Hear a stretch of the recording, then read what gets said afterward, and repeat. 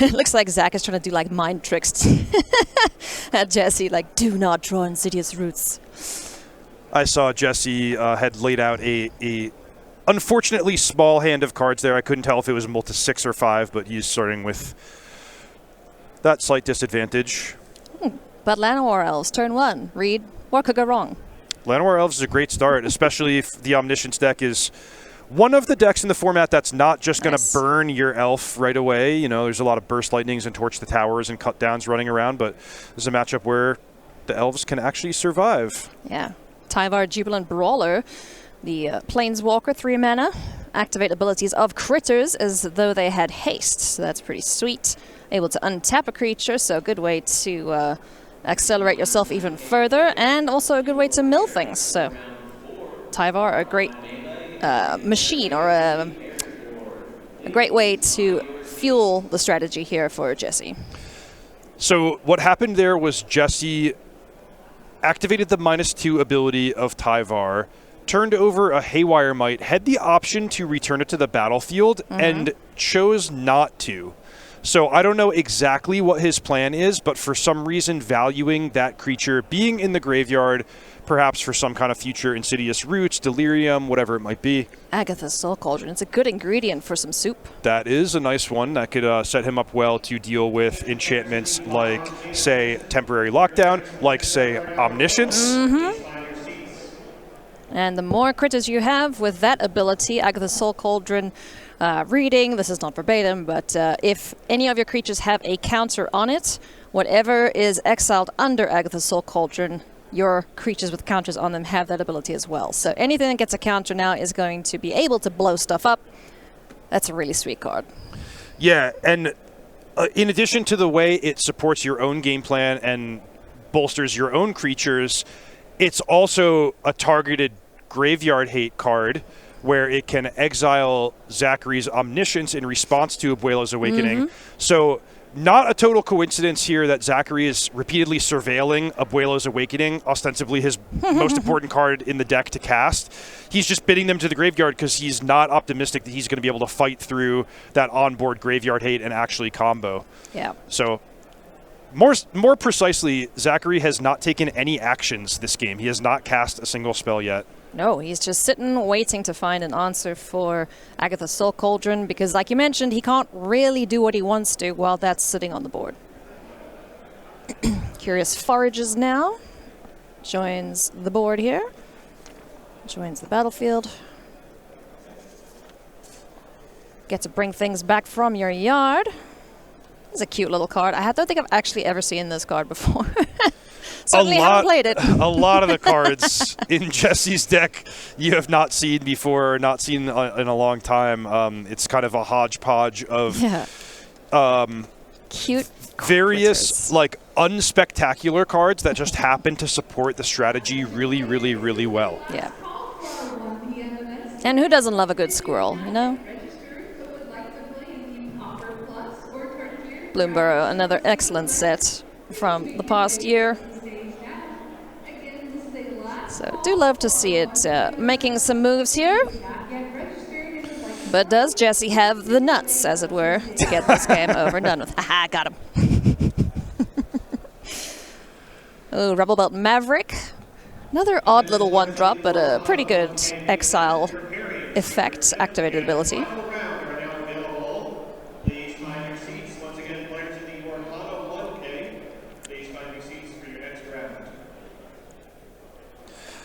I've been a little quiet, Ailey. Zachary is not giving me much to discuss here. I mean, I think it's a combination of an awkward draw plus the inability to take any meaningful action against the Agatha's Soul Cauldron. But yeah, he just hasn't played any spells, has not really taken any meaningful steps towards setting up his combo or interacting with what Jesse's up to. Yeah. If he has, say, an end of turn Meringue River Regent Omen, then he can develop a little bit. Yeah, Coil and Catch, exactly. Temporary Lockdown, really strong, as that does hit most of the important permanents on Jesse's side of the battlefield. Jesse now prepared for it with the Haywire Might and, of course, the Soul Cauldron. Oh, we're doing something. Temporary Lockdown on the stack. Haywire Might says, nah. So that takes care of that. Another Haywire Might in the bin. Jesse, just a little nitpick, he did tap a Swamp for that, which clearly he has no shortage of green mana available, but... Well, every nitpick counts in highly competitive environments, so good to keep track of your mana and make sure you can pay for the spells you want to cast. As it stands, Jesse is kind of just playing by himself. You know, he's had to do one thing to stop Zachary from ruining his fun. And now we're going to see Tyvar activate the Rebel Belt Maverick and get in for some action. Some damage here. Down to 8 goes Zachary Kiihne. Board wipe. Mayhaps. No roots as of yet.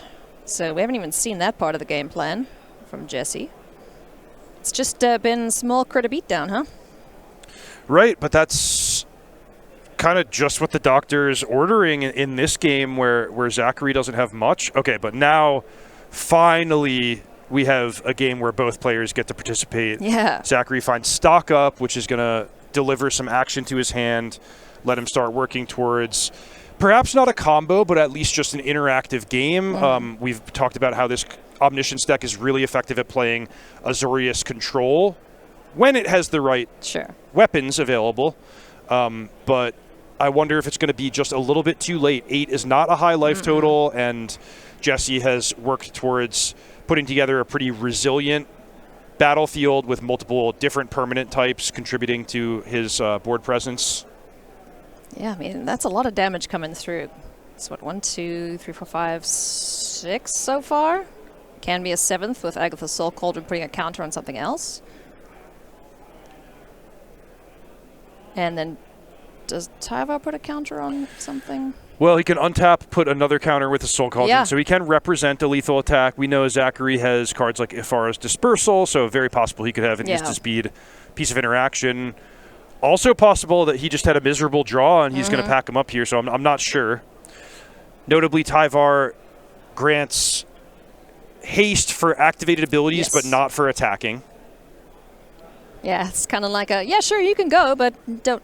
It's basically he's given the creature's defender. Osteomancer Adept on the board now and able to activate straight away thanks to Tyvar.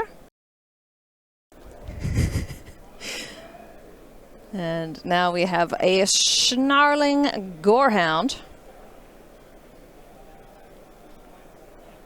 Looks to be joining the fray here. This is enabled by Osteomancer Adept. That representing the finality counter that it gives it. That's right, yeah. So this is basically giving you an activated ability to do what players of other formats might be familiar with Underworld Breach doing. It's like you get to exile 3 cards in your graveyard to cast a creature for as long as the ability is in effect. Nice. Again, no haste in terms of attacking, but just generating an awful lot of value here. Yeah. Malt Tender, another great way to mill yourself, introduced in Ether Drift. Mill a card, can also add some extra mana for you. So yeah, plenty going on here for Jesse. You might be watching at home and saying, hey, Reed and Ailey said that Jesse can attack for 8 by using Agatha's Soul Cauldron to put another counter on. Why isn't the game over? Well, Jesse really doesn't want to tap the Agatha's Soul Cauldron unless he's positive he's going to win, because what that would mean is that Zachary could then set up the immediate win Omniscience combo. The last thing you want to do at 10-2 deep into a tournament is get your opponent down to 1 or 2 life and then go, oops, accidentally I died. So that's why it's good to be sort of like circumspect, prepare for all the different outcomes, not be hasty in terms of smelling blood and just going for a win. But as it turns out, Zachary, Jesse had it and Zachary did not have it. So no instant speed defense there. And really just, a situation where he didn't get to take a lot of meaningful actions in that game based on both the way his draw delivered and the way that Agatha's Soul Cauldron may have taken a lot of wind out of his sails. Yeah, sure. I mean, the best situation for Zachary in that last attack would have been, okay, bounce the lethal attacker, and then somehow manage to discard 2 Omniscience to have a chance in that matchup. Really, it would have required removing the Soul Cauldron from the battlefield because Abuelo's Awakening has to target something in the graveyard. So as long as the Cauldron's sitting there untapped, it can just always fizzle the combo. Yeah, true. And I really liked how Jesse was really thoughtful in managing his Haywire Mites, knowing that one of Zachary's primary ways to get the Cauldron off the battlefield is temporary lockdown. Yes. Sideboard time now, so hopefully post-board things get better here for Zachary Kiihne and Zachary Kiihne fans. What do you think is going to be the most impactful in this matchup for Zach? Boy, I didn't think I'd be saying this, but Clarion Conqueror has a really meaningful line of text. For the first time, besides being a 3/3. For the first time, yeah. I remember experiencing in older formats, I think it was called Linvala, Bearer of Silence. Oh, I hated Linvala. Everyone hates her. Everyone hates Linvala, yeah, especially us honest green mages. But the line of text that I'm referencing is shutting off activated abilities of creatures. So that means no Llanowar Elves, no Molt Tenders, basically no shenanigans. Yeah. And Jesse's deck is all shenanigans, 100% shenanigans. So Clarion Conqueror is, I think, there sort of more as just a solid value creature, a 3/3 dragon that can block effectively, return your Roiling Dragonstorms. But here Zachary has kind of stumbled into an accidental hate card that can be really effective against Jesse. So I think that's one to look for. In general, other than that, it's going to be like rounding things out here and there. And I think both of the decks, their primary game plan is still going to be applicable even after sideboarding.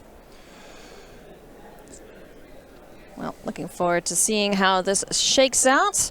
And if you are looking forward to future events, future sales, future whatever it is that Star City Games is up to, be sure to sign up for their newsletter. You can get all the information on the latest sets, get more info on SCG-Con Indianapolis happening at the end of this month, and learn all about the flash sales. There's one going on right now, BT Dubs, so if you want to get 10% off singles, then go buy your cards, because deals are good, and we like discounts. Right, so Jesse's side of things. I really like just the cards in the sideboard. Then again, I'm a little biased because I like this color combination, so I see things like Disruptive Stormbird, and I'm like, ooh, yes, I like this dragon. This is probably my favorite one from Target Dragonstorm, to be honest. But, Canker Bloom, too, an excellent way to remove artifacts and enchantments. I don't know if any of these are actually going to be brought in, but hey, they're fun. And we saw the Swarm Weaver in one of Jim and Corey's rounds doing some great work for Jesse.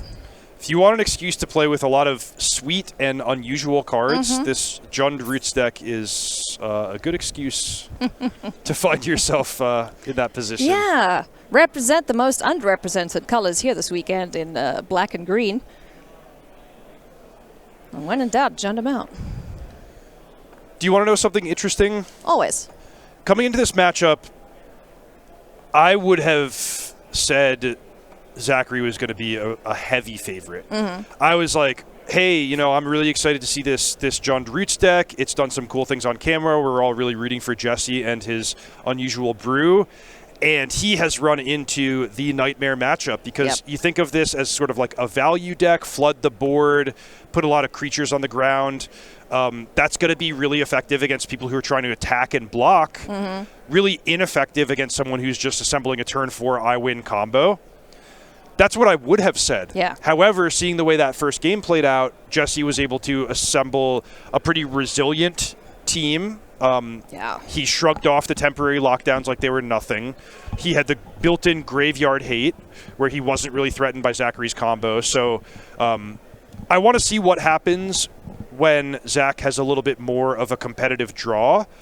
But generally, that game one really subverted my expectations, and I'm impressed with how Jesse has taken advantage entirely. And Exactly. to put it bluntly, in a way my 2-year-old would understand, Zachary's hand was doo-doo butts the entire time. So he just didn't have anything going. He was just a non-active participant in that first game. So hopefully Jesse is in for a bit more of a fight. Kicking things off real nice here.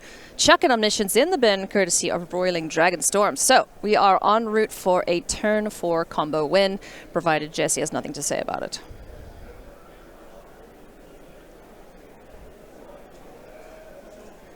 We can't say naughty words on broadcast. See, it's the same as talking to a toddler. Oh, okay. What do we got here? Dredger's Insight. Nice. Enchantment. This one, I believe, mills you at the beginning of each upkeep. A one-off. Mills you up front, and then every time a creature leaves your graveyard, you get to gain life, which is really effective once you start getting things like Molt Tender going, Overlord of the Baelmerk. Not the most important matchup for life gain, but some of the other opponents that Jesse has undoubtedly faced over the course of the weekend, picking up those extra points of life can be quite meaningful. Sure can. Turn 3 now. Zachary is going to see an ooze. Scavenging Ooze is one of my favorite cards. Scroll Shift in response. Roiling Dragonstorm. Exit and enter. Draw. Chuck. Do we have a second copy of Omniscience? No. So, that gets got. Unfortunate for Zachary, so he's going to have to find plan B here. There's another Roiling Dragonstorm. Does he find an answer for Skoos?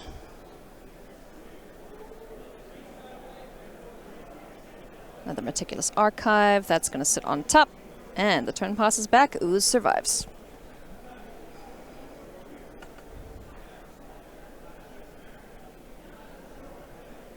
I love me a good 2-drop that just messes with your opponent's graveyard.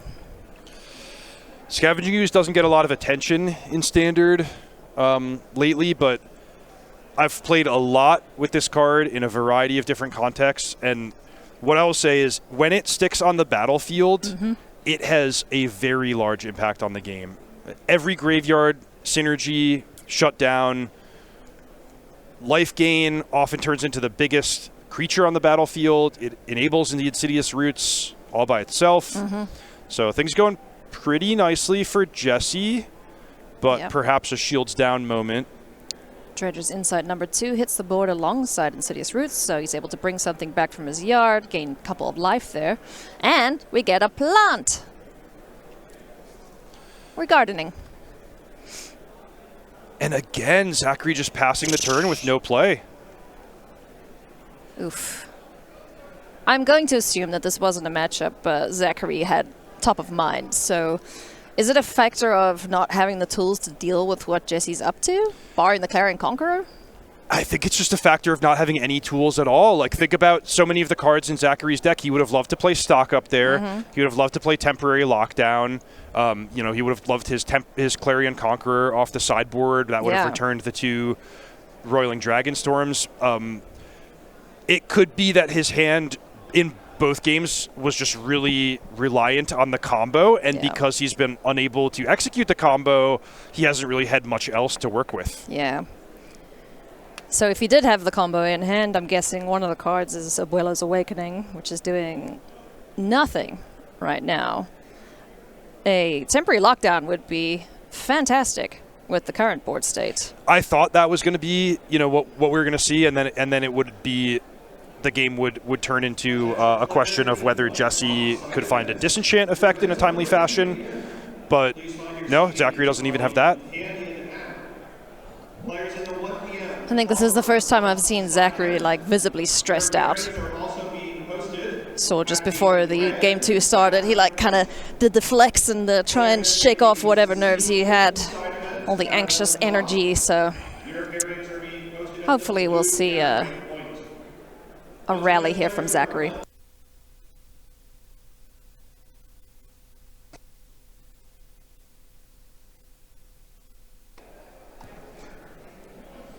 So now we see the Insidious Roots beginning to pop off. This is the type of card that your first trigger is nice and peachy, but it really starts to snowball once you've triggered it multiple times. The plants become enormous threats. You have more mana to work with to trigger it more and more. So very snowball-y, impressive card when it goes unchecked.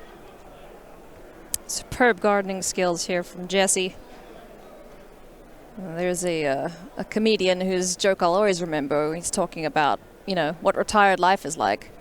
And he does this whole long spiel, but then basically it's gardening, gardening, gardening, death. And that's kind of what I feel like Zachary's going to experience soon. Oh boy. You like counters? I got counters for you, man. This is like seeing Avenger of Zendikar hit the board. Yeah, no kidding. Build your own Avenger of Zendikar. Yeah. No lands needed. No 7-drops needed. So this is where the deck is just like humming on all cylinders. The Tyvar granting haste, which these plant tokens are able to produce mana. Ugh. Haste was really meaningful with the Osteomancer, enabling more value, more triggers of Insidious Roots, keeping in mind that the Scavenging Ooze can be activated from the mana generated from the untapped plants. So this is not a shields down moment, even if Zachary has, say, end of turn coil and catch. Oh, my goodness me. Big chunk of damage there going Zachary's way. So down to 12. Digging, digging, digging, trying to find something to help him out in this situation. What can he find? Something? Okay, stock up. That was a lockdown in hand there. Does that do anything right now? Is there any way to kill that? Not showing on the battlefield. So this is going to be a lot about if the lockdown can survive. Oh boy. But you flagged Cankerbloom as a card that Jesse might be bringing in. Let's see. We already know about Haywire Might ×2. It's just tapping everything. Like, cool. I'm just going to eat your graveyard. Gib. All right. So temporary reprieve here for Zachary Kiihne. Everything. Goodness, how many permanents was that? That's got to be a record, right? 1, 2, 3, 4, 5, 6, 7, 8. Not including the tokens. That's a lot of permanents under there. All right. Looking better here for Zach. Jesse untaps. Can we find a piece of enchantment removal to continue his nonsense? Yes, Cankerbloom. Hey, bud. The good news for Zachary is it's going to free up his own Roiling Dragonstorms to be able to sculpt his draw even more. So still challenging to try to combo off, but he could just find another temporary lockdown to do the whole dance all over again.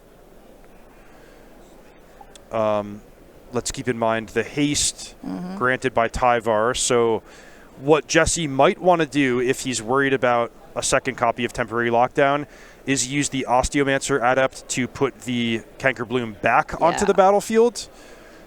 Basically set himself up with some mana, a Cankerbloom, a Scavenging Ooze. That's going to protect him against a lot of the angles Zachary could attack from. But he is going to need one more turn before he can actually turn these creatures sideways and attack. 2 Overlords milled there. That's a good one to get back. That also gets other things back for you. So, well, it's like nothing happened. He fogged an attack for one turn, did Zachary, but Jesse is right back at it.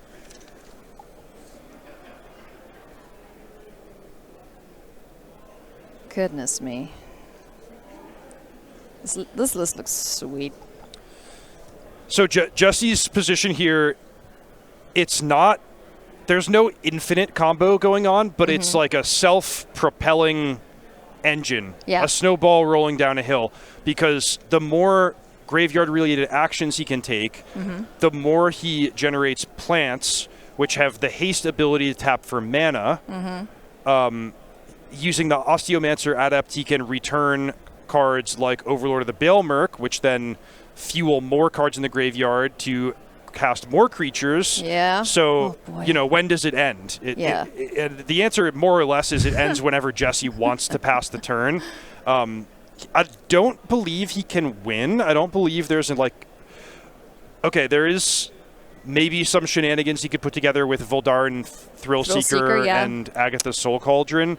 I don't know how practical it is to win from this position here. I think is one of the ways when you're in a situation like this. I believe Voldaren is the thing you're looking for. Okay. With the Cauldron, because all of these little idiots are going to get counters on them and can go and essentially blow up Zach. So that is gross and cool, and I love it. Snarling Gorehound also doing a great job of impersonating Guardian Project. Whenever these creatures enter, he gets more draws, more mills. Man, talk about value. Ooh, there's a Cauldron. Yes, yes. Good, good. So I guess the idea is the one copy of Curious Forager is there to facilitate the one copy of Soul Cauldron. So let's, shortcut the world. Yep. There we go. Zachary's seen enough. Speaking of shortcuts, that's Zachary conceding.